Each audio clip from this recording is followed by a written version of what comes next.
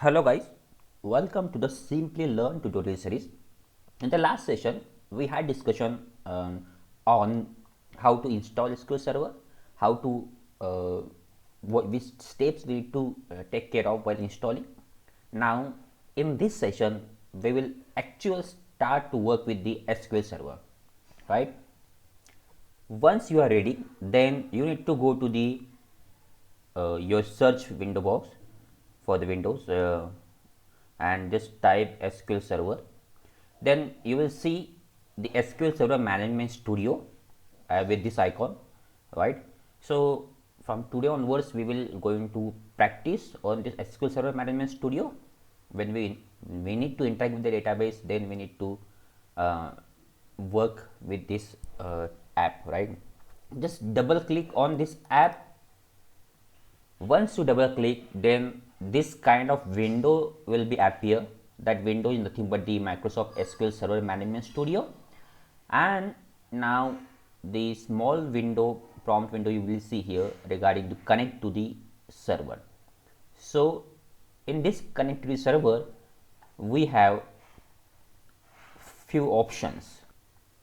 As I said, we will work with the Microsoft SQL 2012 and whatever updated features with the upcoming version, right? I will explain you those as well. Now coming to the connect to server window, we have server type, server name, authentication mode, and of course based on authentication, we have username, password options are there. So let's discuss about the server type, right? And the server type, we have four types of servers are available to work with. First is database engine, second is analysis services, third is reporting services, and fourth is integration services. There is one more option, that is SQL Server Compact Edition, which is available 2014 version onwards. I will also tell you guys about it. Okay, so let's focus on database engine. So what is meant by database engine?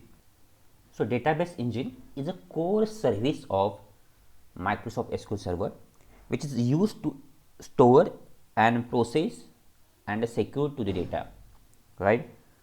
And when we say we need to store, manage and access the database information, then we will work with this database engine server type. So in the next session onwards, practically we will see what kind of things happen in the database engine, right? Yeah, as of now we can use this server type for store, manage and access the data from the database. Okay, just keep in mind. Now second service we have is analysis services, and when we use this analysis, when we can deal with the huge amount of data, and we can say our data is stored in the form of data warehouse, then when there is data warehouse comes into the picture, then we will use this analysis services. Okay, now third option is reporting services. When we talk about the reporting services, then of course it is used to create the interactive visualization or dashboard, you can say reports, and that reports may be in the form of tabular, in the form of graphical. Okay, and that so user can easily understand the data and easily analyze the data, right? And the fourth option is integration services. So integration services is used for this integration services is used to convert the tables from one relational database to the another relational database. For example, if we have tables in SQL Server, then we can happily convert those tables into to the Oracle tables or in the MySQL table or other relational database, right? So these are the four server type available we have in the SQL Server 2012. Now when we have another fifth services, that is SQL Server Compact Edition, and basically it is used to develop mobile application, okay, or mobile application or mobile software, you can say. Yeah, below this video we have the complete notes links available, so just refer that link and you will see all the options and their explanation step by step over there. So next option is about the server name, and if you select in the server name browse for more option, then whatever servers we have, then with respect to that server, if you click on this plus sign here, then for database engine server we have two servers are available locally. Okay, for analysis again we have one server available. So likewise you can see whatever server you have available with this respective server type. Okay, so you need to choose one of them and say okay.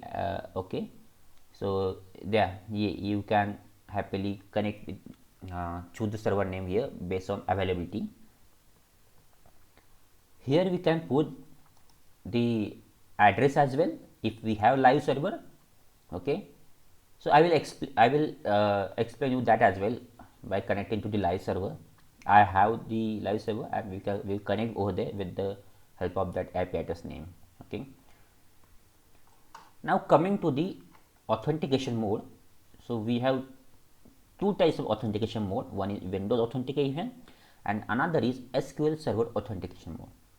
So Windows authentication is used to work with locally. If you want to connect with the Microsoft SQL Server, then we need to choose Windows authentication mode.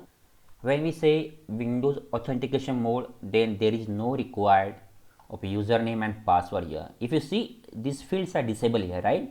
So there is no required username and password while connecting in the Windows authentication mode.